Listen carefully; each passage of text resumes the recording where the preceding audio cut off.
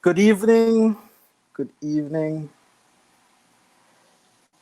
good evening, and welcome to Creative Monday Discussion. I am your host, Mervin Budram, MD, and it's a pleasure being with you this evening. We're gonna have an awesome evening talking with some amazing guests. We have three amazing guests that will join us this evening, and today we are talking about how to stay physically, spiritually, and mentally healthy. You know, um, there's several. I'm excited about this topic because it really reflects a lot. It really speaks to a lot of who we are as humans and the core of who we are. We're not just human beings living like animals, but we actually have a soul. We have a body.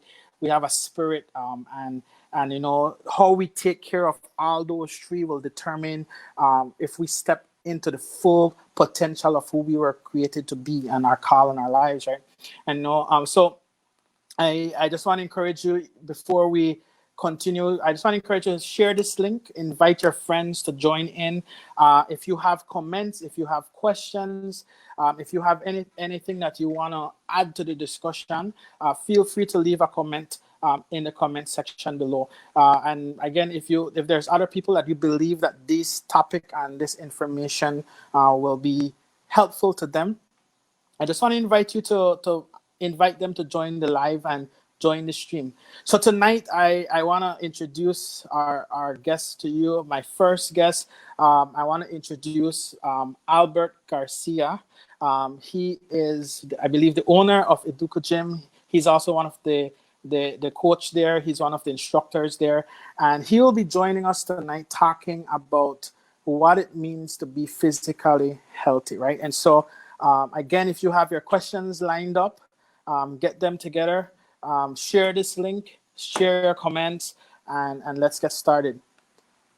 So let me get Albert in here. Good evening, Albert. How are you doing? Good evening. Quite fine. And yourself? I'm doing fine. I'm doing fine. It's been a very interesting day, to be honest. It's been a very long day, but it's good Yeah. that where I'm able to kind of wind this day down Yeah. with a healthy discussion. And part of it is for me to kind of offload some of the stress of the day as well, right? And All so right. I'm really looking forward to this discussion. So tell us a little bit about who you are, what you do. Yeah. Okay. Well, I am Albert Garcia. I'm the managing director of Educo Gym in Belmopan right now. So, in terms of what I do, we focus on a holistic approach to fitness. What I will be covering tonight is just the physical aspect of that.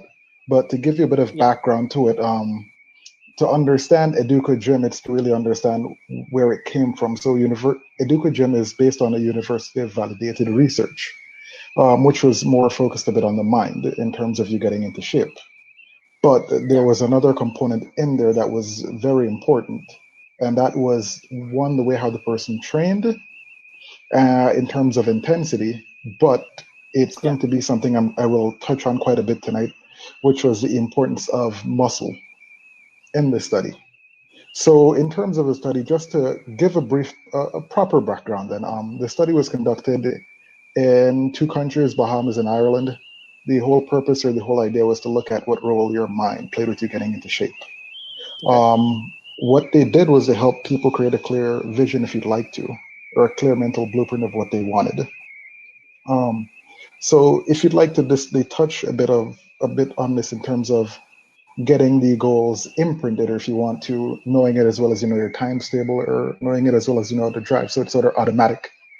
What they found with because of course they have a control and experimental group, what they found with the experimental group was the difference in terms of intensity, how they trained, Okay. and the level of commitment to their goals. So what they found at the end of the study was that the experimental group on average lost 7.5 pounds of fat, but Hmm. more importantly, they gained 3 pounds of solid muscle tissue. Okay. Now, what you typically find in studies is that there's a lot of different studies out there, but to our knowledge, there's none that is university validated because there's very stringent measures with this, and people will not subject their studies to this for the main reason that, well, it's usually to sell a product, people are remunerated, there is a bit of an extra reason for incentive for you to do this. With this, there was zero incentive, there was zero payment, None of that. It was just to look at what happens. So at the end, the researchers concluded two things really made that difference in terms of getting that result. Because to date, to our knowledge, that is the best results you will see worldwide. There is Okay. no other study that provides that level of results, especially from the muscle gaining aspect. And what they found made that difference was their commitment and the intensity with which they trained. Okay. So, for those of you who don't know, muscle is extremely important in every single thing that you do. It's one of the most important factors throughout your life, especially as you get older. And given the current situation, it's even more important to be healthy. So, what you will find is that as you age, your body naturally loses muscle. It loses muscle at the rate of half pound a year. Actually, it starts from 25 and it speeds up at 30 to the rate of half pound a year. Now, someone might say, okay, well, more from a female standpoint, it's okay. I don't necessarily need muscle. I don't want to look like a man. But one of the important things to note is that the muscle that you're losing, it's not only externally. You also lose muscle internally as you grow older. All of this, again, is science-based, it's research-based, and it has been proven that the muscle that you're losing is from your vital organs, specifically from your liver, your kidney, your heart, and your brain. So these things are shrinking as you get older. And what that leads to is cardiovascular problems, poorly functioning organs, and reduced hormone secretion. So what you find now is that your body is not functioning the way of in which it was, sorry. And you know exactly well, I'm sure Mervin can relate, and many people can relate that when you're Yeah. younger, you can do so many things and get away with it. And there's basically a little to zero repercussions from a health standpoint, at least, and even an energy standpoint. But as you get older, Yeah. it's not the same thing. A Yeah. lot of that has to do with that muscle as well. So what you find is that as we get older now, we're losing this muscle. So the solid muscle tissue once had, that's being replaced by fat. So you'll find that as people get older, you notice that they start to pick up that extra weight. Yeah. Um, the And I must say the extra weight that's hard to lose. Yes, well, there is a reason behind that as well. One of them, of course, is going to be nutrition, and the other one is also the method of what you're using, which is what I was going to look at next. Typically, what happens when you start to pick up that extra weight, of course, well, I need to do something, Yeah. especially in past times, still happening now. What the person does is, well, I need to go and do some aerobics to lose some weight. Or currently, I need to go and do some Zumba to lose some weight. Yeah. Now more people are getting a bit more into weight training, but there's still an issue of the time period that you're doing it. So what the research shows is that aerobics actually makes you fatter. So all the people you find doing aerobics, studies show that they end up fatter at the end of it. And the reason for that is that these things do provide you with weight loss. The problem is that majority of the weight is your muscle, or a portion of the weight is your muscle. Okay. And what you want to do is shed fat, not muscle. Because as you look at it, muscle is what's dictating your metabolic rate. And muscle also has shown to play another part in terms of being, as I would call it, the fountain of youth, as it does help you to look and feel younger and be healthier. Hmm. So what you find is people typically go and do these things. They lose the weight, of course, because of the type of exercise that you're doing, especially coupled with wrong or poor nutrition. Eventually, you get tired and you stop. Now, Yeah. when you stop, you notice that you start to pick up that weight again, and you start to pick up even more weight than you had before. Yeah. Now, the reason that happens is exactly what I explained earlier, which is that muscle loss. Your metabolic rate is dictated by your muscles. So the more muscle you lose, the easier it is for you to get fatter. And even more so, the easier it is that you're getting older and unhealthier. So yeah, go ahead. No, no, I would say so the you're saying, for what I'm understanding, the especially as we're getting older, it's important that we're working out, we're exercising, we're building muscle rather than just Uh-huh. working. We're building muscle, so that our muscle can help us in our general health. Yes. For women, I have to specify this muscle. When I say muscle, I mean just lean muscle tissue. It does not mean that you Okay. look. I'm not saying to look like a man. It's actually Yeah. a bit more difficult for a female to look like that. You need to do certain things, which is increasing her calorie intake by a huge amount, or take steroids. So I am not saying that for females that you need to go and bulk up and look like a guy. No. Yeah. Building muscle for a female just means that you look a lot leaner because Okay. muscle is a lot smaller in comparison to fat. Okay. So if you do shed fat and you're putting on muscle, you'll notice that you start to shrink, Okay. and that makes a huge difference. So what you're looking at with regards to muscle, it's always doing an exercise that will, I'd call it, that would be more pro muscle building, because that really makes a bigger impact when it comes to your health and well-being, and more importantly, actually keeping that extra weight off, if you'd like to put it that way. Gotcha. Um, Now, what has been observed is another challenge that I see that happens quite a bit. I know growing up, again, sorry, females, I do know that you guys are programmed. I use the term programmed to believe that everything is dictated based on the scale. Yeah. If the scale goes down, that means I am good, I'm in great shape, that means I'm healthy. But again, research shows contrary to that, that it's not necessarily the weight, it's looking always at the fat that you're losing. So everything that Okay. you're doing should be geared towards you shedding fat Okay. to ensure that you're, first off, becoming a lot healthier, because abdominal fat is, especially huge amounts of abdominal fat, is a precursor to what they call metabolic syndrome, which leads to a cluster of different non-communicable diseases like hypertension, diabetes, eventually leads to stroke and different challenges that people face. Okay.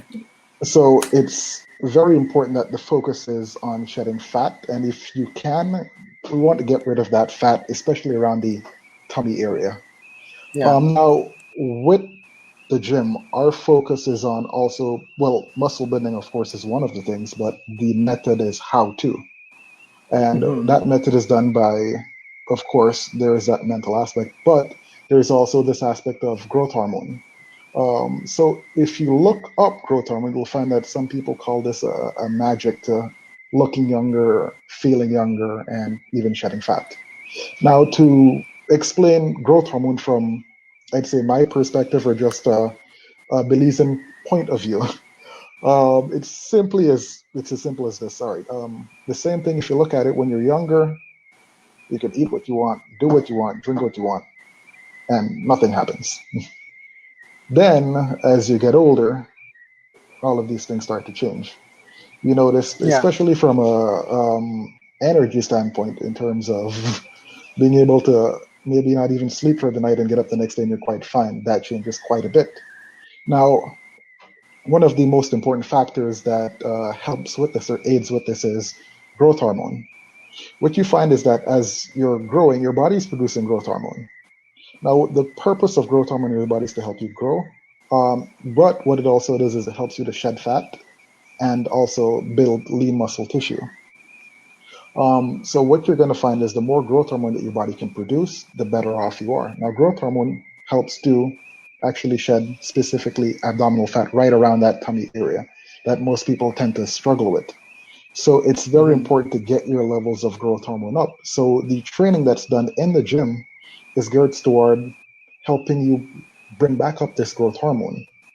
Because from the research that was done with it, there was research done, I think this is by Boston University, what it showed by just having people bring up their levels of growth hormone. Now, this was done just in conjunction with the supplement that we sell, which is amino ore, which brings this up even more. That they did studies with some guys who were between the ranges of about 70 and 80. Okay. All they did was use the supplement amino ore to bring up their level of growth hormone.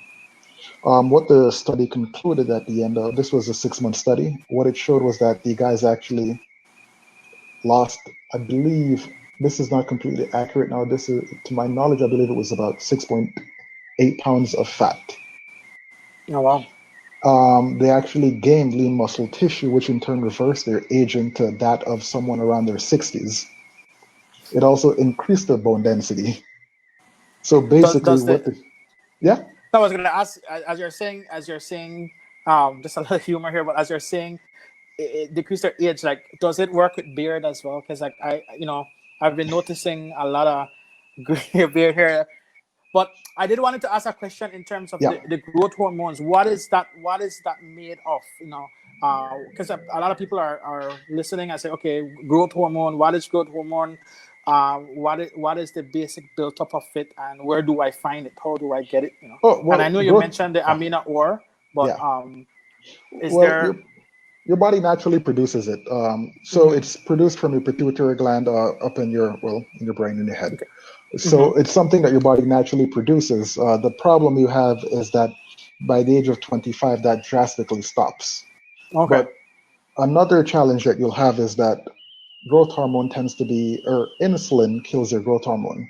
So even though you might be younger, if you're eating what we call high insulin producing foods, it suppresses your growth hormone, which in turn causes you to have an accumulation of fat. So if you wanted kids to get into insulin quite a bit, then to explain what that is, obviously everyone knows about diabetics. So Mm-hmm. what you find is when you eat food, your body, obviously your body is going to break down, it's going to process the food. That in turn causes your blood sugar to rise. Now, your blood sugar is naturally toxic to your body. So what insulin does is it comes in to regulate that blood sugar to ensure that there's no toxicity to the body. So the whole purpose of insulin is to regulate your blood sugar, but Okay. it also causes fat storage, Mm. which tends to be the challenge there. Yeah. So what you find, especially now, is that people a lot younger tend to become quite well. They're a bit more obese. The kids are gaining more weight at a younger age, and this is just because of the type of foods that we're eating, which is these are high insulin producing foods, which is suppressing the growth hormone, which in turn is causing them to have a bit less energy and even store more fat.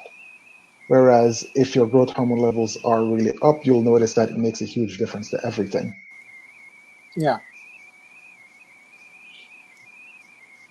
Was that One of clear? the one Yeah. of, that was clear. No, actually, what I was going to ask is when as you're explaining that you said by age 25, Mhm. it the body minimize the amount of Growth growth hormone. hormones that it produce, Yeah. and so that means that the time block that we have to train our body and get our body into a routine that can sustain us for the rest of our life is between up to the age of 25, and a lot of young people are living it up per se during that time and maybe not getting into a system, Uh-huh. training their body, getting their body into a routine that can sustain them, right? So that's kind of what my takeaway from what you're explaining, and the importance for even for those watching, the importance for us to get even encourage our kids. Like I have kids, I'm thinking about my Yep. daughter right now. I'm like, Yep. okay, this is the time to start train them and get them curve to a dietary system, a daily exercise, a physical health system Yep. that will sustain them for their life, right? Yep. Definitely. But it to really go through this in terms of growth hormone, that is when you would get your body producing it to its highest level at that point. Now, your body doesn't stop producing it. Your body produces it until you die. It's just the amount. That's the challenge Yeah. there, that as you get older, it's not producing the same amount. So, what you're looking Yeah. at is ensuring that the training tends to facilitate growth hormone coming back up, which is why, Gotcha. well, as you know, it's designed, our system is designed to be 20 minutes of intense training to one, get that up. I want to stress intense training as I've experienced it personally. So Yep. So that is one of the reasons behind it. From a physical standpoint, yeah. it is designed to, well, get your growth hormone levels up. But separate from that, it's also designed to really engage the muscle a lot quicker and a lot faster and keeping it going at that intense or that sustained intensity for that 20 minutes. What you find, well, as you know, what you find typically in a normal gym is that someone will probably work out, go and do something else, then come back or work out, stretch. Well, especially now with the younger people, it's more the selfies, taking pictures. Yeah. So if you're looking at training, what you want to do is get your muscle fibers engaged because your muscles are comprised of muscle fibers. So you want to get these engaged. And what you find to really get them engaged, you contract on what we call an all or none basis. So you really get all of them to contract or they're not really contracting. So Okay. the reason we keep this intensity up with, of course, with a heavy enough weight is to really engage more of your muscle fibers. So if I can explain it another way, which is that if you're lifting something heavy and you get tired, you're going to have to ask for help. And Yeah. if that person gets tired that's with you, they're going to have to ask for help. So it's the same concept with your muscles. For example, as you know, if you're lifting the initial heavy weight, a certain percentage of your muscle fibers are activated. So you find that becomes exhausted. And because there's no break in between, we just make the weight lighter and you keep on going at that intensity there. So that you find tends to keep it going at a sustained pace and you get to really work more into the muscle. Whereas in a normal gym, I would specify that you can't do it. With the research that was shown with it is that you actually lose about 10 out of the 20 minutes trying to set up machine and go from one thing to the next. Hmm. So intensity is very, very key in that, in terms of the impact, especially with the muscle and getting that level of growth hormone up. But to explain this to people also from an aerobic standpoint, because some people might say, well, if I do high intensity aerobics, it's the same thing. It's definitely not the Mm-hmm. same thing. What the research shows Mm-hmm. is that growth hormone production post exercise with high intensity aerobic was only 80%. When it was monitored and tracked in the gym, with our gym specifically, what it was shown is that it increased our growth hormone levels by up to 400% post exercise. Oh, So wow. there's a massive difference with that. And even for those people, for example, from a calorie counting standpoint, because I do know that a lot of people are still counting calories. It's not necessarily something that we would look at to a great extent. Of course, it has to be factored in certain situations. But typically, we would just look at the type of foods that you're eating and the impact that Yeah. has on your blood sugar, because that is the most important factor. All calories We, are not created equal. yeah. You mentioned the type of food we're eating. Can you I've been hearing a lot lately about the keto diet. What's your Uh-huh. take on that? The ketogenic diet is quite fine if done correctly. Okay. That's the biggest thing, because personally, from what I've seen many different versions on the internet. Yeah. And from what I've seen with a lot of them, they're not necessarily a proper ketogenic diet. So if it Okay. is done properly, it makes a huge difference, to be quite honest. From a Yeah. health standpoint in terms of shedding fat, but also from an energy standpoint and rebalancing your hormones. Because going back to growth hormone and insulin, these are two of your major hormones in your body. Okay. So it's vitally important to keep these things balanced. And typically, what we have is a lopsided deal happening, especially to be quite honest, here in Belize, because we tend to be a very high carb consuming country. Yeah. So, for example, breakfast is something flour based, lunch is something rice, flour based again, nighttime is the same. And what you find is these types of foods tend to elevate your insulin levels, which means your body's continuously storing fat. And a simple way to look at this can be what, well, we might call it the same thing, or other people in the US, what they call the itis, in Yeah. terms of you have, for example, you have lunch, you have this big luncheon, by You an go hour, sleep. 2 hours, you're falling asleep. Yeah. And the reason for this is you have a massively elevated insulin level. So when you eat it, Mm. the sugar comes up and your body crashes. Now, the minute this is happening, it's a sign that what you've had is unhealthy and your body has stored fat. Mm. So if you're That's eating scary. yeah, if you're eating a healthier meal, you're going to find that you have sustained energy throughout the day. You're not going to have this ebb and flow constantly. You're going to have this sustained energy throughout the day. So with a ketogenic diet, you find that you have this sustained energy throughout the day because you're not eating high insulin producing foods or high sugary foods that gives you this surge and then this crash. So, for example, even like a simple way to look at it again could be the energy drinks.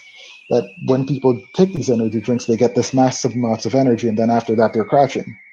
Yeah. It's the same thing that's happening with the foods. So, if you can keep it natural, in terms of more veggies, even fruits, it's important to note the type of fruits that you're consuming because they also have what they would consider high glycemic fruits, which means they are high insulin producing still, regardless that they're fruits, because the level of fructose in them is very high. Yeah. Yeah, and for those who are streaming in, at first I want to thank you guys for streaming. We have Simi from Trinidad, Simi Smith all the way from Trinidad streaming in, Okay. and I guess I want to encourage you Uh-huh. guys, share if you have comments or questions or even points you want to add. Feel free to leave a comment below. Veroniza, Brent, we have Alida, different ones streaming in. So thank you guys. Alida made a point, and I'm going to share it. He said, it's never too late to get healthy, No. and it is so true. And it part of why I brought Albert on to talk about this, guys, is because especially coming out of the COVID quarantine time, we were all Uh-huh. locked down, and a lot Yeah. of us we were not being active. We were not. I would say we're not. Some of us were not taking care of our health physically, Yeah. on the physical sense, and so it's important to as we're kind of coming back and the country's opening up back again, that we come strategic, right? It's not just that we come and we just go and we're going to hit the gym and do all these things, but we're strategic about how we're going about it. Mhm. Albert, I've been trying to get my weight and my physical health under control since I was a kid. Yep. This is one of my biggest monsters that I am, demons that Yep. I've been battling and fighting, right? And so Yep. even as you're sharing, it's helping me to get even more understanding of the why. And one of the things I've observed with myself, my own journey, Mhm. is the consistency over a long period of time. And so can Yep. you talk a little bit about that, the importance of being consistent in terms of even with our physical health and what we eat and even our exercise and stuff like that? Consistency is key in anything that you do. But when it Yeah. comes to health, it's even more important because, especially as you're getting older, your health tends to become even more important to you. Because even for me, as I'm getting older now, I do note that it's not the same. Yeah. So even for me, nutrition is very, very important. So when it comes to the looking at this over a sustained time period, what you have to look at, or what I would look at, is what is a vision of what you have for your life? What is it that you want out of your life? Because that Yeah. tends to be a limiting factor for people, that they don't tend to be very goal oriented. So that doesn't keep them focused to keep them sustaining something for a very long time period. It might be for a season, That's or, good. well, I feel like it right now, but after that, no. But what you find is when you're goal Yeah. oriented, especially if you have a huge goal for your life, which could be empowerment for one, that I talked to you about at another time because Yeah. the gym sort of focuses on that also. But if you have this big goal for your life, you know that there are certain things that you have to do to ensure that you meet these things, and that keeping Yeah. yourself healthy both physically, mentally, and nutritionally is a key factor in that. So then you find that going to the gym doesn't become sort of a drag that I need to do this. I don't even. Yeah. You find it's another step towards your goal, and you note the difference it makes in terms of how well you feel, how Hmm. well you can accomplish certain tasks, and as well as even accomplishing your goals in the gym. It sort of gives you that extra momentum going forward, and that extra, if you want to put it, that extra belief in your own self, which makes it That's easier good. to accomplish other things. That's good. So we're running out of time, and I know there's so much that we can get from you, and you have what you can share. Mhm. So as we're wrapping up, what are some key points that you really want to leave those watching with?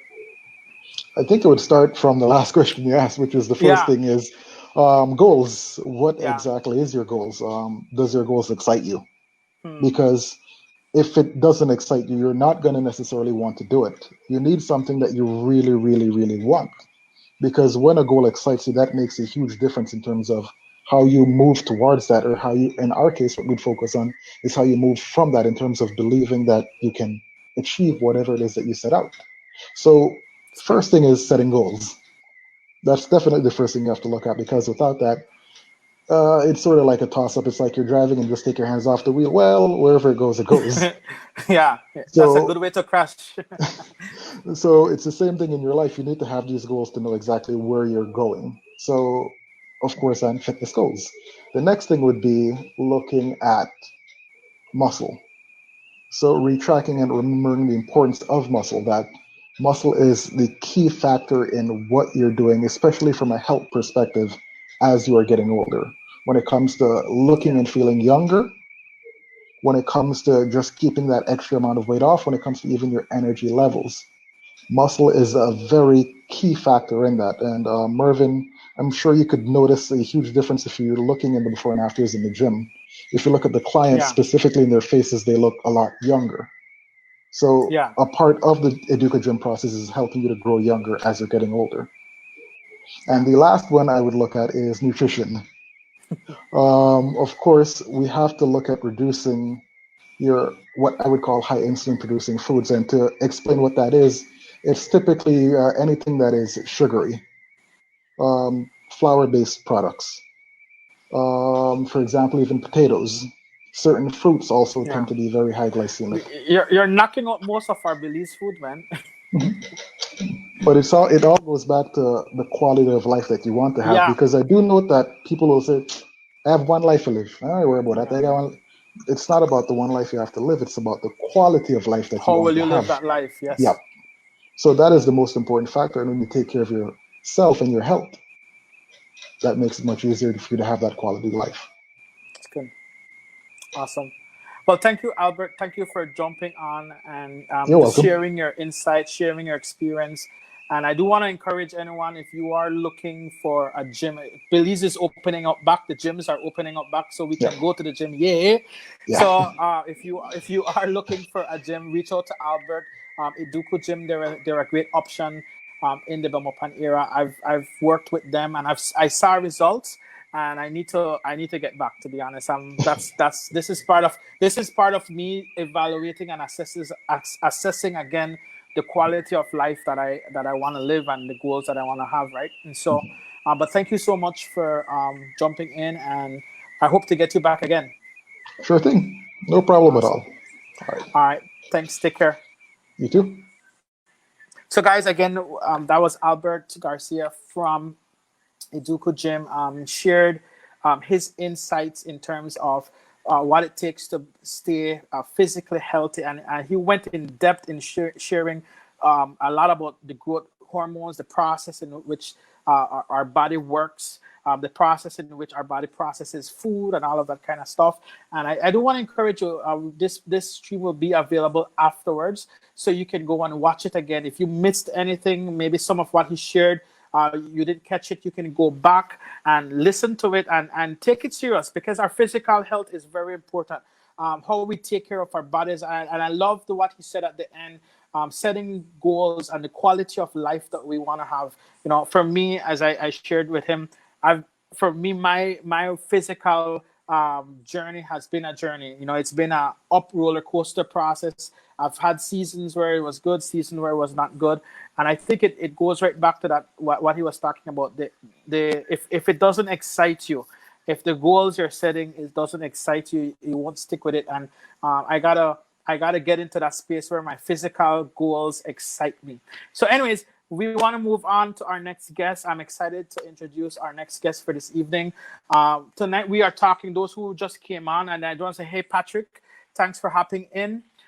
Simi again from Trinidad. We have Shayna Morales from Trinidad, Andrea Rodriguez right here from Belize, Miss Alida Sharp, Harley Snyder. I just want to thank you guys for hopping in and jumping in. I want to encourage you, leave your comments, share this stream with others as well, and get them involved. We're talking tonight about how to stay physically, spiritually, and mentally healthy, right? And so, our next segment, we're going to talk about the mentally healthy portion, because what's going on? I mean, Albert touched a little bit about it, but what's going on in our minds, what's going on in our thoughts, what's going on even in our emotions, it has a heavy influence on us and our life and the quality of life that we do have, right? So, to talk about that tonight, I want to introduce Mr. Tom Sharp. and I will leave him to introduce himself. I won't go into that. Mr. Tom is a good friend of mine. He's a counselor. He's an artist. There's so much to say about him, but again, I won't say it. I'll leave him to say it. So I want to introduce Tom. Good evening, Tom. Welcome to this segment of Creative Monday Discussion, and Good it's a night, pleasure Merv. to have you. Thank you. Good to see you, brother. Yeah. So tell us a little bit about yourself.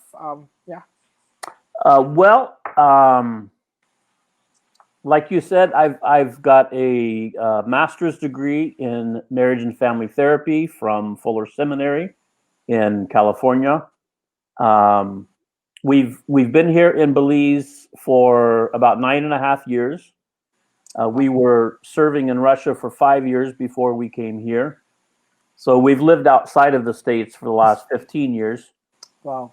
And I'm the director of counseling at the Child Development Foundation, which works to end child sexual abuse. And so we work with both kids and adults who have experienced abuse or some kind of trauma.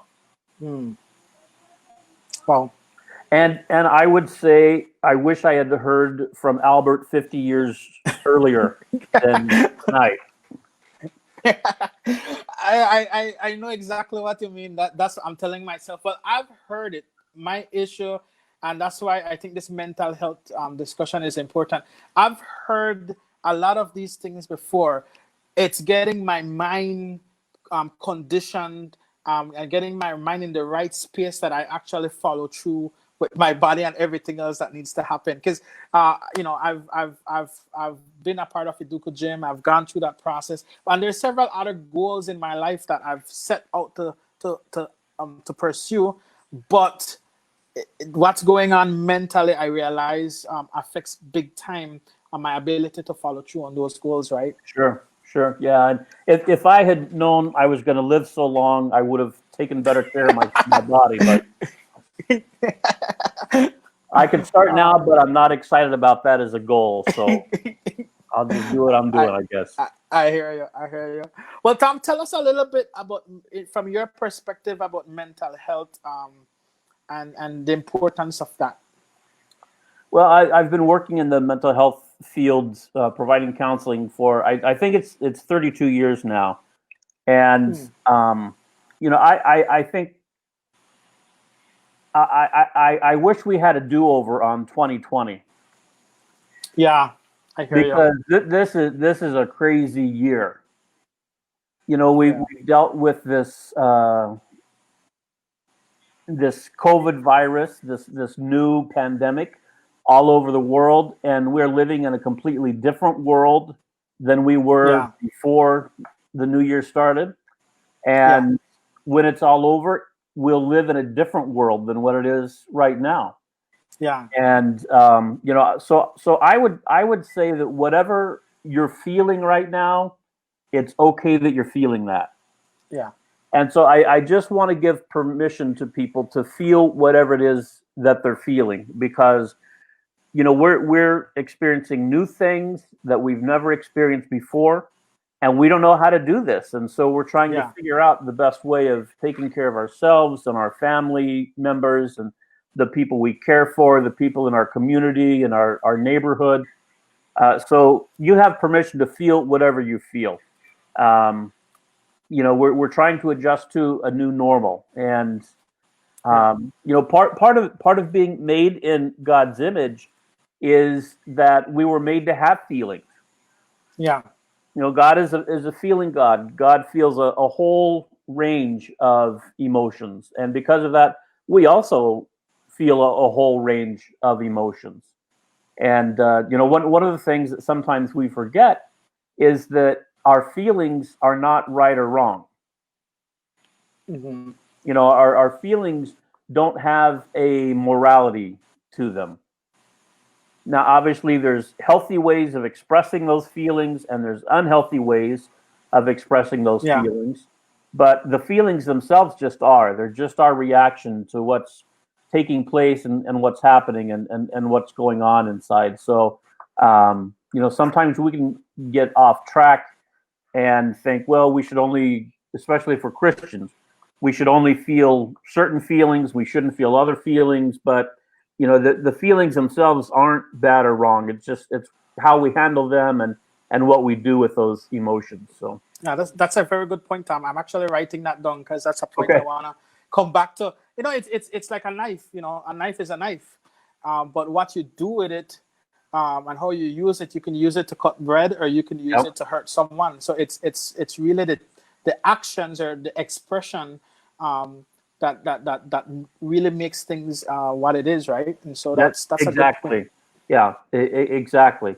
And I would say, in addition to that we can look at our feelings and understand them as a signal. Those of us that have cars, on our dashboard, there's a light that comes on that shows a little picture of an engine, and below that it says check engine light. Yeah. And if we don't pay attention to that engine light, we're gonna ruin our motor. We're gonna burn out the transmission. We're gonna drive the engine without sufficient fluids or oil. And bad things will happen when we don't pay attention to that signal. And our feelings are very much the same thing. They're a signal to us. They're a sign that something's out of balance, that something is not right. They're a signal that we have some relationship issues that we need to look at and deal with. And the irony is, everybody has been hurt in relationship, but our healing will also come in the form of loving and grace-filled relationship. Yeah. Right? It may not be the same one where we got hurt, but we need to pay attention to those feelings and what they're telling us, because they're telling us what we lack or what we need. They're telling us that we're out of balance somewhere. They tell us that we need to reconnect with God or with a friend, or share with a pastor or a family member. Sometimes we need a counselor, to share certain things with. And so those signals are really important for us to pay attention to.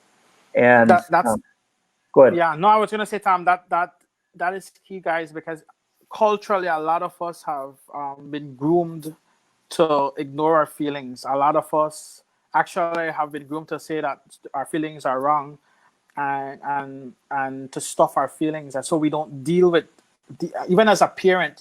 It's I find I have to catch myself sometimes with my daughters, like, what are you feeling? Like, why are you reacting that way? And I'm not realizing that it's an indicator of a deeper thing that's going on in their heart. That's right. And a lot of us aren't encouraged to express our feelings. Actually, I remember reading a book years ago, and it was talking about adults, kids of alcoholics, and it was saying one of the rules in a dysfunctional home is don't feel. It says don't trust, don't feel. And so a lot of us, and don't talk about those a lot of feelings. us come and don't talk about those feelings. So don't talk, don't trust, don't feel. Yes. And so we're groomed to stuff this, and then you have all these people with pent up emotions. That what do I do with all of this pent up emotions? Well, and that's one of the challenges, because if we don't acknowledge what we feel, if we don't identify what we feel, and if a person doesn't express what they feel in a healthy way, the feeling isn't going to go away on its own. Yeah. And so we'll either suppress the feeling and hold it down, or we'll act it out in our relationships, or we turn to things to numb the feeling, like drugs or food or alcohol. So there's more healthy ways to process those feelings than just to ignore them or pretend they don't exist, because they'll let us know at some point that they need to be paid attention to. And so, Mervis, you talked about the example of responding, to your daughter. Why are you reacting this way, and why are you feeling this way? Yeah. In those situations, whatever it is that you're feeling in response to what the girls are feeling, that's a great signal to you for you to know that I need to pay attention to what I'm feeling, and I need to validate what my daughter's feeling and help her understand what she's feeling.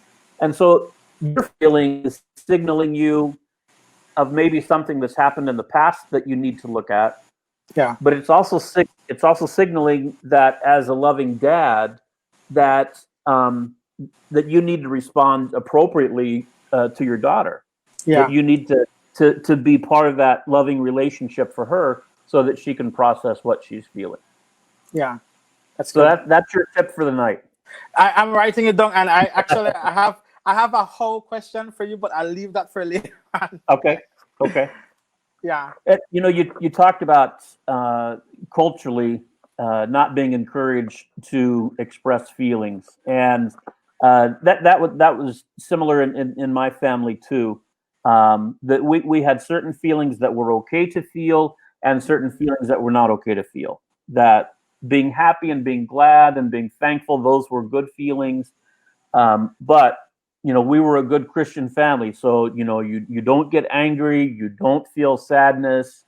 You know, being mad at somebody was not an okay thing, and I think in general, the Christian community, you know, sometimes our families and our churches have not always approached feelings in a healthy way. Yeah.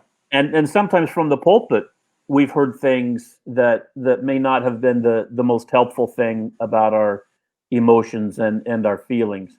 And I think there's two extremes that these messages have come. And one extreme is that feelings are bad, they're fleshy, they're earthly, they're evil, because you know a man's heart is what? Deceitful Wicked and evil. right? Deceitful and wicked, yes. Right. Yeah. So you know, we can, if we take one verse out of context, or take a few verses out of context and misapply them, then we can come up with this idea that all feelings are bad and they're earthly and they're fleshy, and if you're feeling, you're in your flesh. And so for you to be more spiritual, you need to get rid of those earthly, fleshy things. Yeah. Is that extreme thinking. But you know, we know that Jesus was fully human and he was fully divine. Yeah. So he had a double dose of emotions. You know, he had feelings and reactions to the human stuff that was going on in the here and now with the people that he interacted. But he also had godly emotions and godly feelings about the injustices, about the oppression, about the misuse of power and position and office, and how horrible sometimes people treat other people, even family members and close people. So Jesus himself had a lot of emotions too. So the one extreme idea that feelings are evil or fleshy, you know, I don't think that's necessarily a helpful extreme. Yeah. And the second extreme that sometimes we can get from the church or from our spiritual directors is that the only valid spiritual experience is one that has strong feelings attached to it. You know, that it's not a real or genuine encounter with God unless you are knocked to your knees and you are crying, or you're having some kind of gut wrenching. And I'll tell you, you know, my people are from Wales, which is a small island off of England, and they're short, wide people with big barrel chests because they're shepherds and preachers is what my people are. Well, you could consider them the frozen chosen because they don't do a lot of emotions. Yeah. And to carry that over into our interactions in the church or our relationship with God, we have to be able to expand that. And I can tell you how uncomfortable I felt many times in churches when people were having feelings, simply because that was a different experience than what I had. And it doesn't mean that their experience was wrong, but it was something that was very different to me. But I think that extreme way of thinking that, you know, a lot of my deep spiritual experiences don't take place with a lot of emotion. Yeah. I tend to be more of a thinker and a contemplative kind of guy. And so in silence, God speaks to me. And when I'm quiet, God speaks to me. And many times it's very intellectual is where it starts. And eventually I'll have feelings about it. Yeah. But, you know, I think we have to be careful about any of these extremes beliefs that we have about our feelings or about our spirituality, because Jesus will always be more important than how we feel. Yeah. So true. You know, he's more important than our experience of worship. You know, that he's going to be the thing that's most important for all of us, and so our goal should be to get in touch with him, and that's more important than changing our mood through worship, or, you know, having our sadness relieved, or, you know, not feeling guilt anymore, or what have you. Yeah. But I think it's like what you said earlier, though. Like, you know, there's all these different things that we feel, and the things that we feel doesn't necessarily, it's not right or wrong, but what we do and how we express it. Yes. And there are things that we don't feel. You know, there's feelings that don't feel where others are like, you should feel that, but you don't feel it. And it's not right or wrong, but it's like I said, it's how do you process that mentally? How do you process that, where the choices that you make, the actions that you make are healthy choices, are healthy actions, healthy responses? Well, you know, I've been feeling a lot of that this last week. Yeah. With the death of George Floyd in Minneapolis, with the white police officer kneeling on his neck, and, you know, two other officers were right there kneeling on his body as that fourth officer stood over it. And, you know, while we watched that man be murdered on, you know, on television or on film, it was a horrible thing. And you know, a lot of my friends, people of color who understand much better than I do what 400 years of racism and slavery and systemic institutionalized hatred and prejudice and rigged systems and unequal treatment, even if things look the same on paper for the law. You know, people were really, a lot of my people of color friends and family members were really upset, and rightly so, about the murder of George Floyd. And then later in the week, there seemed to be this influx of some influences that began to do some looting. Yeah. And I had some white friends who were really upset about the looting and destroying, you know, people's property and burning things. And it's been really interesting to me, you know, this past week, that I honestly think that, you know, we need to be more upset over the loss of a man's life. Yeah. Than we do buildings that have been destroyed or looted, that are insured, that, you know, the insurance company will pay, and the building and its stuff inside will be replaced.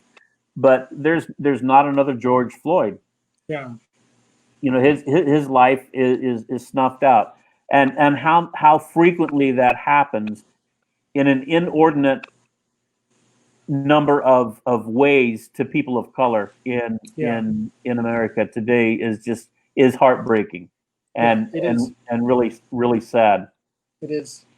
You know, Tom, I was watching a live stream. A friend of mine was actually on the streets when some of the riots was happening, and he was in tears. It actually brought me to tears. And, you know, I honestly don't fully comprehend all that's happening and all that's been going on in that. But all I could walk away thinking in my heart is, you know, we have to love better. We have to value life better, and that is why even you know, as we're talking about mental health and how we process our feelings and how we process our thought, it's important because the choices that we make will affect not just us, it will affect a nation. Whatever that those police officers were feeling, they made a choice that had a huge impact on the entire people group in a nation. And so we have to find healthy ways to release and to process and to let go of the things that we're feeling, so that it doesn't have negative effects not just on our lives but on the lives of others. Absolutely. And our emotional life is also connected to our spiritual life. Yeah. And that our emotional growth will determine the level of our spiritual growth. And what I mean by this is whatever areas that I have in my life that are not healed emotionally, Yeah. that will affect me spiritually. Yeah. You know, for instance, if I don't do anger very well, Yeah. you know, that when a brother offends me, and I don't go to you know, to confront that person or share with them that, you know, got my you know, toes mashed and you know, my corns mashed, and you know, we need to talk through this so we can be okay with each other. That impacts the level of my spiritual growth, because if I can't do that kind of emotional, intimate conflict resolution with my brother, how can I do that in my relationship with God? Yeah. So whatever areas that we have that create stuck points for us emotionally will also create stuck points for us spiritually. Because our emotional life and spiritual life go hand in hand, just like they're tied in with our physical health as well, and our physical well-being. And so our mental maturity will act as a ceiling or a limit for our spiritual growth. Yeah. That whatever things are unresolved, like if we don't do forgiveness well, or if we don't stand up for ourselves, or we don't stand up for other people who don't have a voice, then that puts a limit on how much we will grow spiritually in those areas as well. That's good. I can see your wheels turning. Yeah, no, lots of it turning. That's good. No, I was gonna say, Tom, for me, this is important, and part of why everyone might be wondering why we're talking about physical, mental, and spiritual health. And you hit the nail on the head just now. They're all intertwined. They're all intertwined because we're body, soul, and spirit, right? We're all intertwined, and I think many times, and this is just my observation, people take two extremes. We're either focusing on dealing with the physical or the soulish realm, that we neglect the spirit, or we're focusing heavily on the spirit and we neglect the soul and the spirit, and it's a holistic approach. We need to make sure that we are healthy across the board, because all of them are intertwined. All of them influences our ability to move forward.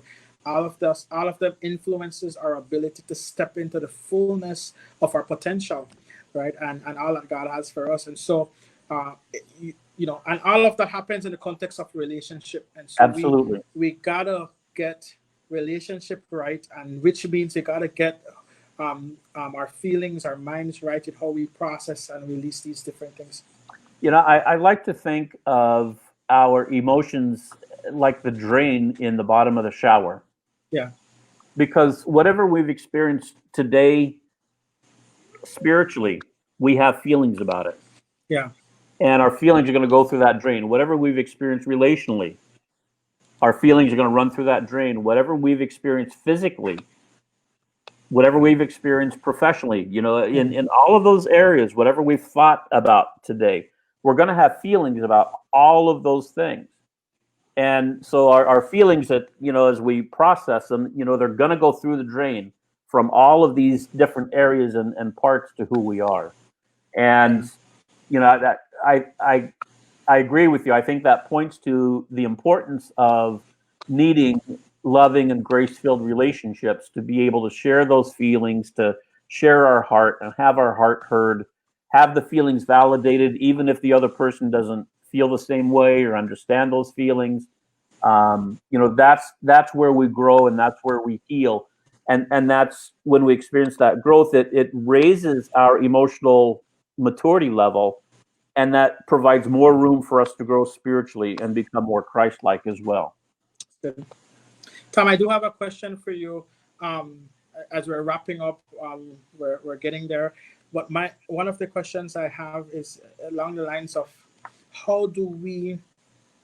Let me get this question right. No problem. Yeah. How do we process? How do we process our feelings in the context of the right response? The question is leaving my mind, right? It's leaving my mind. Let me try to get my thoughts back together here.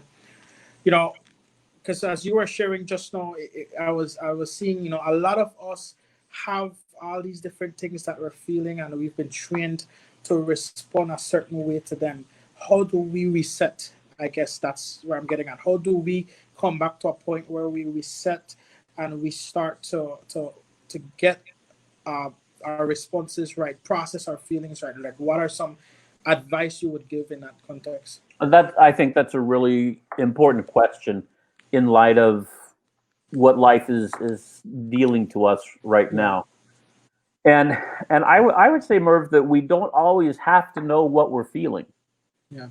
The part of realness and authenticity might be, I am so flooded with lots of emotions, I can't even sort out what they are. Yeah. I'm so overwhelmed, I can't even figure out how much of this is anger, how much of this is sadness, how much is grief, how much of it is feeling physically tired, how much is feeling emotionally spent. And so it's okay if we can't say, well, the first label of an emotion goes to this feeling, and it's 17% of the total of what I'm feeling, and the other 13%. It's okay that if we're at a place where we can't do that. That's part of why I love to paint, is because there's things that come out from sometimes were hidden in my thoughts or feelings that end up on the canvas or on the tile that I didn't know were there. So, That's good. But another way I think is, I would encourage mothers and fathers to teach their children to identify what their feelings are, to make it safe that the feelings are important, and to validate those feelings, by saying things like, I understand why you feel that way, or I would feel that same way too. Yeah. We can attach other senses that we have to whatever it is that we're feeling. We can say, I don't know what this feeling is, but if it had a smell to it, it would smell like rotten eggs. Yeah. This feeling that I have is stinky. It would have spikes like a cactus. It would be red like fire. Yeah. It would be, I wouldn't be able to touch it. I wouldn't want to smell it. I wouldn't want to taste it. It would taste, horrible. It would like ground beef that's been sitting out of the refrigerator for 3 days. I don't want to taste that. So we can attach our other senses to those emotions or those feelings, even if we can't put a label on them. Yeah. And I think that's part of the challenge here in this country. My observation, and this is a bit of exaggeration, but there's truth to it, is that in Belize, I think either people pretend that there's not a conflict and ignore what they feel, ignore their hurt and anger, and go on like everything's okay. Or the other extreme that we see listed in the news is where somebody goes to the bar and has too much to drink and then takes out a machete and chops somebody that they were drinking with, or shoots them. Yeah. And what I would advocate for is there's a lot in between those two examples. Yeah. That are much healthier than behaving in either of those extremes. Yeah. Tom, I wrote this down because I didn't want to forget it. And maybe there's someone out there like me who feels this way. Right now my mind is running on all the different things that I need to look at and assess, and what comes up for me is just mentally tired. That just seems Mm, exhausting. That just seems exhausting to try think through all these things, yes, process through all these things, and I yes, think it's easier to just go with the flow, right? So how can we break this down to people where it's doable steps? Like it's because it's a journey. We are on a journey, and we don't have to all get it done now. But right, where to start? How do we start? right. Well, and you know, I would tag on what Albert said about setting goals. Yeah, And so maybe during this time of this restructuring or whatever it is we want to call this, maybe every day I set two goals instead of the normal 10 or 15 that I normally set for a day. yeah, And one of the goals is to check in with my family or my friends or my loved ones and find out how they're doing yeah. and kind of get regrounded, you know, a little bit. And my second goal might be to do something It's good. just as part of self care. You Yeah, know, maybe that's go for a walk. Maybe it's to go to the gym. Maybe it's to spend some time listening to some music or reading the Word or doing a watching the sunset. watching the sunset, doing a project for somebody else. You know, whatever it is. And if I do those two things today, that's enough. Yeah, That's enough. And so, you know, I think we have to reduce our expectations of ourselves and other people because everybody's stressed. Everybody is feeling it. And, you know, you're young in your marriage, you're young in your fatherhood. You've got four women that are counting on you and yeah, that you're responsible for. And yeah, so part of your mentally tiredness is not just taking care of yourself, but those four lovely ladies that God has given to you as well. yeah. And you know, and other people in church service, you know, they've got additional people that they watch over and take care of and shepherd as well. So it can feel a bit overwhelming. Yeah. We need other people's help, and it's okay to ask for that. Yeah, it's good. Well, thanks, Tom. I really appreciate your input tonight. Definitely helpful. Is there any last thoughts you want to leave with us? No, just be kind to yourself and give lots of love and grace to the people in your life, and that includes yourself. Awesome. Thank you. I really appreciate it. It's a pleasure Thanks. having you. Thanks, Merv. Have a good evening. All right. Good night. So, guys, that's Tom Sharp. I just want to thank him again for hopping on, sharing his insights. This was good for me. This was therapy for me. So, if you didn't get anything from it, I know I got a lot from it. I have a notepad open on my computer with tons of notes of things that I need to revisit, and I will definitely revisit this as well. So it's 8 o'clock here in Belize. We're winding down. We have one more guest that's going to join us for tonight. This is a young leader here in Belize, a good friend of mine, and I'm excited to have him come on. You know, normally when we talk about spiritual health, a lot of people are expecting to see someone older, kind of maybe older in age. And I'm honored to have someone younger in age and to share what he is doing and keeping his spiritual health, life and healthy, keeping himself going, and just to encourage young people, encourage all of us as well, right? So I just want to welcome Brent, sorry, Brent Heavener, and welcome. It's a pleasure to have you with us this evening. Hey, Merv. Good to see you, man. Good to Good see to you. see you, man. And welcome So to everybody else out there watching Facebook Live or wherever else you're watching right now. awesome. Awesome. So, Brent, tell us a little bit about who you are, your background, what's on your heart that you would like to share with us. Yeah, for sure. For sure. Well, first of all, I feel like you just got your own private counseling session. Yes, man. It was by awesome. by Tom there, and I dropped into that, and it was really good. Yeah. Yeah.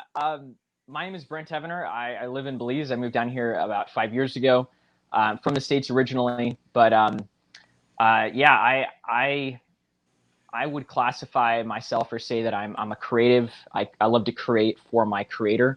I'm sure, Mervin, you can highly relate to that. Yes, definitely. And I love I love entrepreneurship and creative entrepreneurship, and I love getting people together around a common goal and being able to harness other people's gifts and their talents that God has given them to have a common goal for His kingdom, for His glory.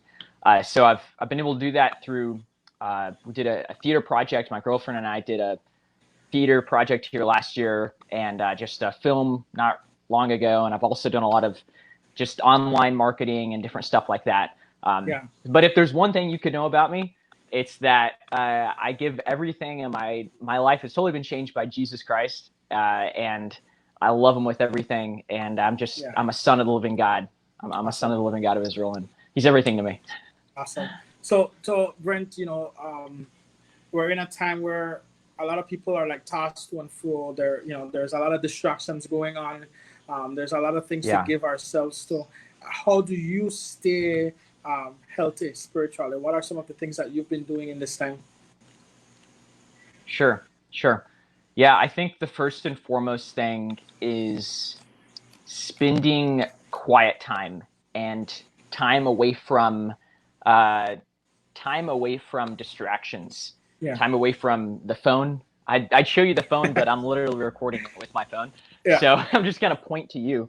Time away from the phone, time away from life, time away from everything. And for me, that means spending time in the presence of my God and allowing Him to speak to me and allowing Him to change me and purify me and allow Him to refocus me on the purpose He's given me, which that all sounds great, honestly, but to be honest, it's not like that every time. And I know you're like, it's like, Lord, what am I even doing? Or, Lord, this, speaking of feelings, like, Lord, I'm feeling this weird thing and I have no feelings right now, and, all kinds of stuff like that. But for me and for other believers out there, it is so crucial for us to be in the Word, because there's no way that we can hear the audible voice of God unless we're in the written voice of God. Yeah. That's good. In His written Word. So it's so crucial just for us to stay in the Word, because He desires to speak to a people. And that's the first thing I'd say is like quiet time and getting in God's Word. That's good. Yeah, Brent, that's it's one of those things, and I'm going back to what both Tom and Albert talk about, setting goals and asking yourself, like, what type of life, what quality of life do you want to have? And I want to say, what quality of spiritual life do you want to have? And as you said, it's key, spending time in the Word, getting to know God's Word. And I was going to say, it's easy to say, and I find it surprising that it's one of those things, for being consistent over a long period of time sometimes can become challenging, right? And I think mastering the basics of that is key in keeping ourselves spiritually strong. Yeah, absolutely. The consistency is so important, and it's like oftentimes as believers, we feel like, oh man, I spent time with God today, and I didn't hear anything, and it felt literally like emotionless. Going back to what Tom said, like I had no feelings, or but it's those times of pressing in, continual perseverance, that God will manifest His supernatural working in our life after a long period of continually pressing into Him. It says that God is a rewarder of those who diligently seek Him. That's what it says in Hebrews. So that's a promise. Yeah. How do you connect? Because you're like me in that you're a creator. I mean, I love creating, and sometimes I feel closest to God when I'm in the heat of creating something, doing some new music, or doing something even business wise. What would you say to people along the lines of creativity and our spirituality? How do you link the two? Mm-hmm. Yeah. Wow. Yeah. I opened up with saying that I'm a creative for my Creator. We both agree that, of course, God is the ultimate creator. He's the ultimate creative. And the world has, God's giving gifts to each of us as humans. And unfortunately, a lot of the world will use it not for His glory. But it's so crucial for us as believers to first of all embrace the fact that God is a creative, because I live near a Mennonite community, and it can be very religious, and I don't know how it is like with your life growing up, but it could have been almost the same, where certain characteristics of God were almost looked down upon because maybe they weren't manly enough, or they weren't hardworking enough or something of that sort of aspect. So to first of all embrace the fact that God is the purest man there is, and he's super manly, and that he's also the biggest creative there is. So his when we have a creative urge or we have talents and gifts, it's so crucial for us to utilize those. And what you asked about, like, how do I join the two, just spirituality and creativity. I mean, honestly, like, the best thing I would say to somebody is, in the process of totally surrendering your life to the Lord, you don't just surrender, I guess, your Sunday. You don't just surrender your spiritual life, but you surrender every single part of your life. So that's your gifts and your talents, and you're saying, Father, here I am. I'm your willing and obedient vessel, and I'm here to do as you want me to do. Mervin, can you hear me? I have a feeling. Yes, I can hear you. Okay, good. I lost you there for a second. So, yeah, in the process of surrender, say you're great at filmmaking, or you do graphic design. In the process of that, or for me, I love doing like film, and I love doing theater and acting.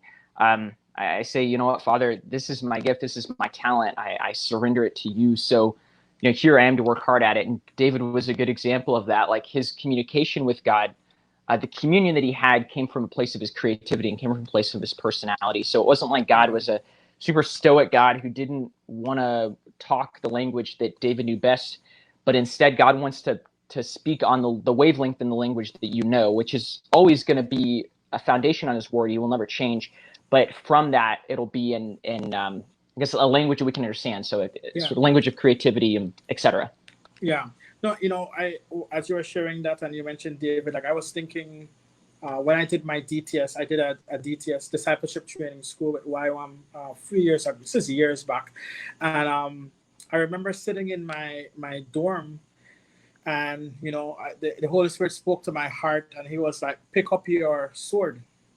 And from a religious background and perspective, we quick to think, oh, our sword is our Bible. So I picked up the Bible thinking that that's what God was referring to, and the Holy Spirit spoke to my heart, and he was like, no, I'm not referring to the Bible. I'm referring to your guitar.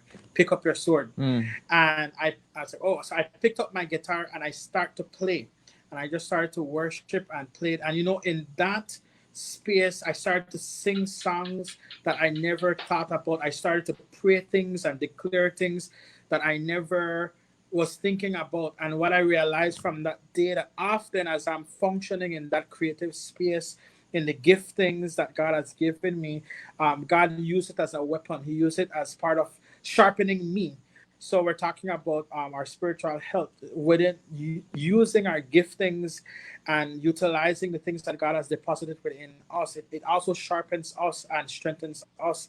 And so anyways, that as you were sharing, that was coming to me as well, like just the importance of taking our giftings and taking the areas we're passionate about and harnessing that and say, God, I give this to you. I'm going to use this for you. I'm going to use this to honor you. And with my life, Yeah, I mean, you take the parable of the talents, and whether Jesus was speaking about physical money there, or whether it was talents or whatever it was, we get the picture that God has deposited within each person giftings and talents and skills, and he gives that to us, and he desires for us to utilize that, just picking up our sword, just like you're saying, the gifts that we have, to utilize it to grow his kingdom. I mean, God is he's a kingdom builder, So it's really exciting. And the greatest thing is that God wants to work, not just through us, but he wants to work with us and through us. So he's not going to abandon us and say to, you, Mervin, go up and pick up your sword, but I'll be way behind you. No, it's him that's going to move through that guitar.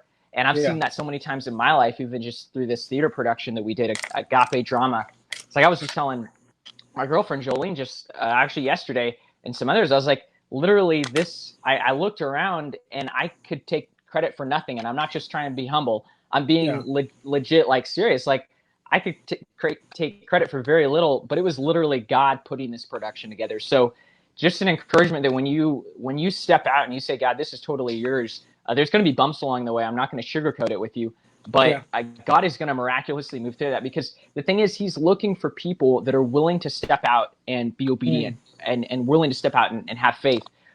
You know, even the imperfect, the imperfect people, you know, you don't have to be the holiest person around, but he wants to use you, and he wants to use the giftings that he's given you. Yeah. And the point that I would like to draw from that is, you know, we're talking about how do we stay spiritually healthy. Well, you got to utilize your giftings. You can't. Yes. I mean, if we're just receiving, but we're not putting out, we're going to become spiritually fat, spiritually out of shape. And how many, you know, this has been a frustration for me. There's so many people in the church that's just attending, not just sitting, but they're not getting engaged. They're not bringing their strengths. They're not bringing their giftings. They're not bringing their passion to the table, right? And realizing that if you want to grow, step out, use what you have, and watch how God grow you, because you're stepping out of your comfort zone and you're stepping into some unknown, and your faith get tested. You know, your giftings. You know, I've seen myself step out. I remember what's coming to me this is like a few years back. God spoke to my heart. Why are you waiting for a missionary to come to Belize to reach your nation when you guys are here? You go. And so we said, okay, and this was through legacy. We decided, okay, we're going to go throughout the country and evangelize. And God gave my wife and our team a drama, Captivated. And we took that thing all across the nation of Belize without knowing where the resource or the money would come. And we were able to go countrywide to reach so many people in our own nation. And then God even opened the door for us to go to Mexico, to take it to Mexico. But by us stepping out and using what we have, God multiplied it, and we were able to see ourselves grow. We grew, our team grew, our staff grew, the people involved grew. And so you want to be spiritually healthy, utilize the giftings that God has given you and use it for the kingdom. Oh, absolutely. Absolutely. And I love that you had mentioned just the fact of church, and the fact of, you know, that came to life when you had a team and people around you. And I kind of want to shift into my next part of how to stay spiritually healthy, because it just goes into that perfectly. And the second thing that came to mind for that is fellowship. And now I want to be very, very specific. If I want to communicate these points effectively to whoever's watching this. My sister, she was like, you know, something that came to mind was fellowship, but I want to be clear on that. She said, this fellowship has two different sides to it. First of all, you know, Proverbs says that a man who isolates himself seeks after his own desire.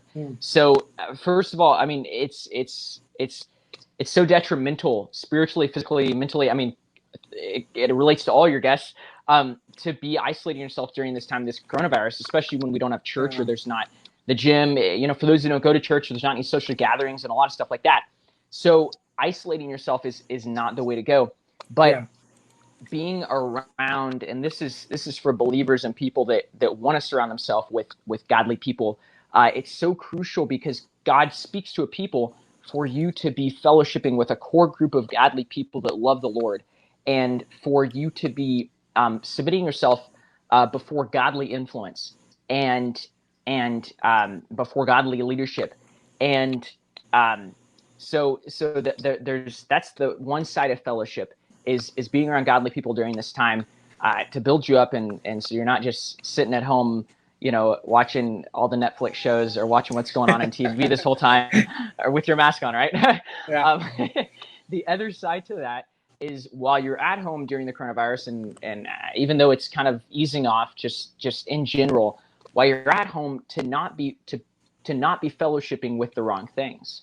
So there's fellowshipping outside of your home with the wrong people and with the right people, and there's being in your home fellowshipping with the wrong things. And what good. My sister inspired me, I give credit to her. She brought that point out, and that was the fact that God's put a burden on our heart just this morning to give a word about The fact that we're so distracted by media, and so distracted not just by media on television, but by our phones. And it's like there's a battle going on for our souls, for our mind, will, emotions. And it's being taken over by a lot of distractions. So her question was, who is winning? So when you fellowship outside of your home, fellowship with godly people and the right kind of people. And then when you're inside of your home, make sure you're fellowshipping with the right kind of influences as well. It's good. That's very good. I'm going to sit on, I want to sit on that one a little bit. I'll let you guys sit on that one because a lot of people are home fellowshipping with the wrong things, right? They're fellowshipping with the wrong things. I mean, right now, the things are opening up a little bit, and a lot of folks are going and buying booze and doing that home. A lot of people are watching stuff that they should watch. A lot of people are doing several things that will be detrimental to them, right? And so fellowshipping with the right things at home. And even as you were sharing earlier, Brent, when you said the word fellowship, the word that also came to my heart was community. The importance of having community and who are we communing with, So Absolutely.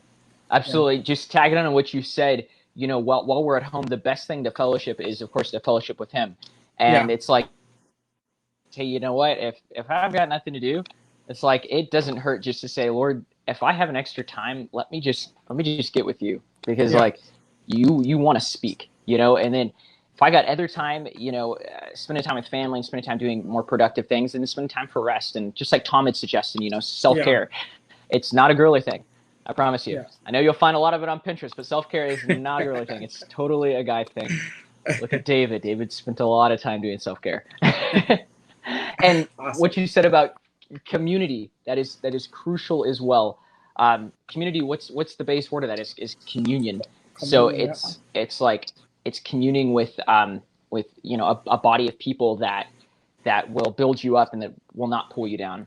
Yeah. Awesome. So what's your next point? I really want to get to these points. Sure.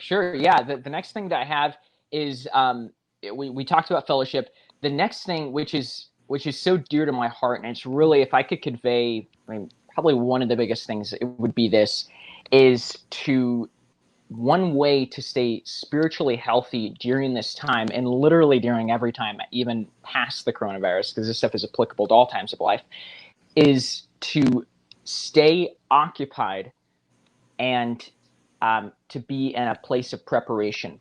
So I wanna refine that. Jesus has talked so much about when he comes back, will he find faith on the earth? And he said, prepare and do. One of the servants was to prepare and do according to his will. So the first thing is, it's so easy during this time to get lazy or to stay busy with the wrong kind of things, but to stay occupied and to take action, doing what God has called you to do. And a lot of people say, well, I don't even know my purpose. And that's a really, really great question, because honestly, I'm at the point right now where I'm like, Father, I'm not exactly sure what my purpose is, for this long-term period. But what I do know is the things that he's given me, I want to be obedient and diligent with that. And one of the greatest things about, staying occupied and staying not just busy, but taking action with the things that he's given you is to know that your purpose is the way to find your purpose is to know what his purpose is, and then to submit yourself before that purpose. Because it's so easy for us to think, and I've done this, is like, well, what's my purpose, or what am I supposed to be doing, or what is God's will for my life? And the real question that we should be asking is, Father, what is your purpose? Jesus, what do you want? And then out of his purpose will come our purpose, because it's really him working through us. So the first part to that is staying occupied, because just like you said, it's so easy for us to like slip into, so some people are getting off in the wrong things, whether it's like watching porn or just spending extra time with people you shouldn't be spending time with, and getting off into just stupid conversations, careless stuff, or whether it's catching up on your 90th season of your latest show on Netflix. There's a balance, guys. I love TV, but there's a balance. like it's so crucial for, of course, us to have rest, yes, but for us to stay occupied with the mission that God's given us. So the first part of that is to stay occupied. The second part is to prepare, and a place of preparation. And this is something that is so crucial because, you know, we are in such a sensitive time right now as in the world. I mean, God is moving, God is speaking, and he desires, even if you don't see yourself as like the most spiritual person, you don't have to be somebody that's holier than thou, or, you know, the most spiritual guy on the block for God to speak to you and for God to move through you. Just as Tom was saying, Tom has his greatest experiences, and there's very little emotion to it. You know, God speaks in the quiet, God speaks in the stillness. So I encourage everybody to know that God wants to do his will through you, and he wants us as believers to be in a place of preparation right now, and he wants us as believers to be seeking what his will is, and to be preparing and doing according to that, because Jesus is coming back, and he's coming back with a sword, and he's coming back for judgment for the unbelievers and deliverance for the believers. And I pray that you are of those who are the believers, and if you're not, come to Jesus. He loves you so much. And so what's crucial about this preparation is to know that that Jesus is coming back, and that he has a plan and a purpose and a will, and we want to align and submit before that.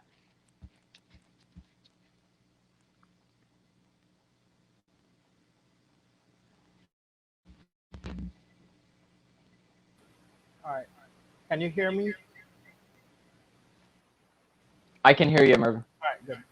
Yeah, I'm using my phone, and someone decided to give me a call just now, so I had to kind of. And it's funny because I took my phone off the notification and everything, and for some reason that call managed to get through. So anyways. Oh my goodness, no worries. Did it get through to the audience? Yes. What I said? Yes, it did. Okay, great. Awesome. Yeah. Well, that finished. Well, as you were sharing, the thought that came to me is, you know, when you said preparation, opportunity meets preparation. So if you're preparing, if you take if you know, in this time you're preparing, it's just a matter of time before the opportunities that you're supposed to connect into come and you meet it, right? So that's a very good point. Keep preparing, keep pursuing, but keep preparing, because the opportunity that you need will come and meet that preparation in the fullness of time. I'm thinking about the 5 virgins in the Bible. They had a story of the 5 virgins. 5 were wise, 5 were foolish.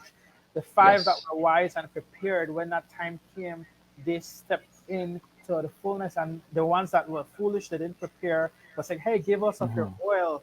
Give us. We never did it." And it's like, "Hey, you never took the time to prepare. We can't help you at this point," right? So that I want to encourage those who are watching, especially during this quarantine time, especially during this COVID time. This is a time that you can literally shift trajectory. You can shift direction. You can start something new. You can go a whole new direction, because the world has taken a rest. The world has taken a pause, and you can assess what's next for me. But even as you're assessing that, you need to still do the preparation so that you can step into those opportunities in front of you. That's so good, Mervin. That's so good. I love that you brought up the 5 virgins, or the 10 virgins, because I feel like that's so applicable for today. And what you said about, you know, now is the time of opportunity for us to change trajectory, for us to do something different. That's a hard word there, brother. I fumbled on it. Sorry? I fumbled on the word too.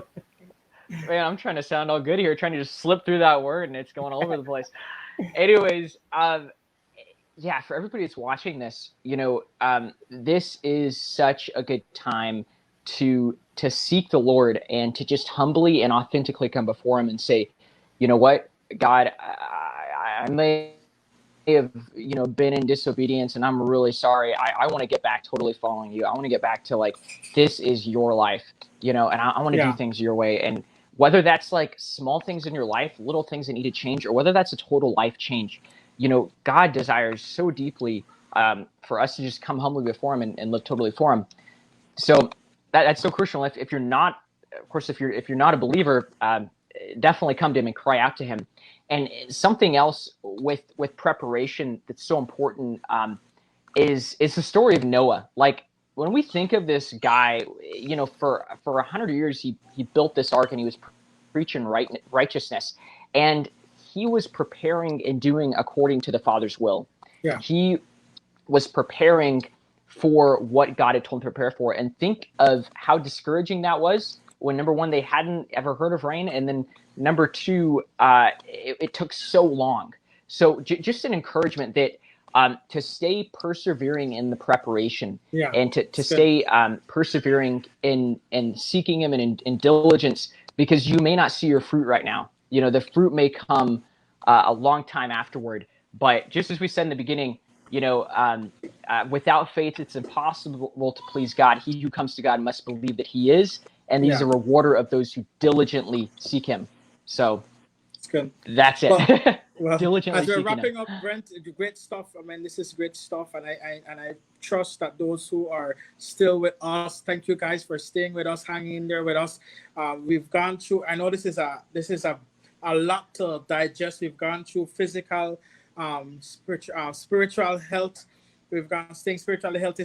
We've gone through staying mentally, and I would add emotionally healthy, because even as we were discussing with Tom, a lot of mentally healthy is very much closely tied to our emotional well-being as well. And then as we're discussing here with Brent, what it takes to be spiritually healthy and what we need to do, and being in fellowship, definitely being in as you were talking about just now, just being in fellowship, make sure that we're preparing for those opportunities that are coming down for us, right? And finding what God's plan and God's will for our lives, right? And so, Brent, is there any final thoughts that you would like to leave with those who are still with us?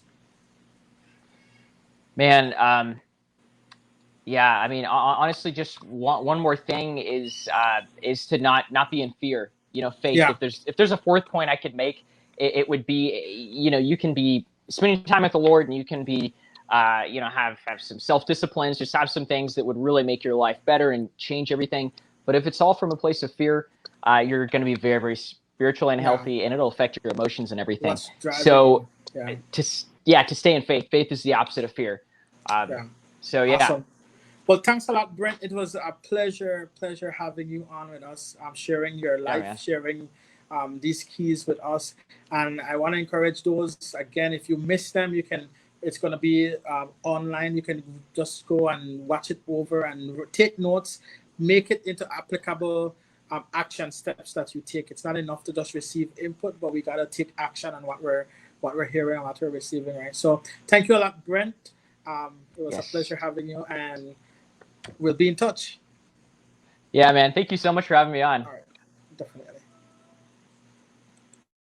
All right, guys. So thank you so much. It's been a very great night. We've had some good input from some awesome guests with us, and I just want to thank you guys for staying with us, for sending in the comments. Simi Smith, all the way from Trinidad, thank you for joining us tonight. For Albert and your input, for Tom and his input, Brent and his input, for Patrick who tuned in. I'm just going through here. Let me see who we had. For Nelisa, Simi, we had Alida, Harley, Shayna, Andrea, Patrick, and many more who tuned in. Thank you, guys. We're going to be back again next week, and I'm actually excited about what we'll be talking about next week. I'm going to be meeting with some tech people. So if you want to talk about live streaming, audio, tech, that creative element, next week we'll have some guests coming in who will give us insights in how to make our live stream better, how to improve it. We're going to share some tips, some advice, some tools we're using. We're going to share a little bit more as well about some more technical aspect to get good audio. And part of that is as well for us to improve our stream here as well. We want to make sure that we're doing what we do with excellence and increase as we get better as we go along, right? So thank you for tuning in for a creative discussion, for Creative Monday discussion with me, Mervin Budram, and I'll see you again next week.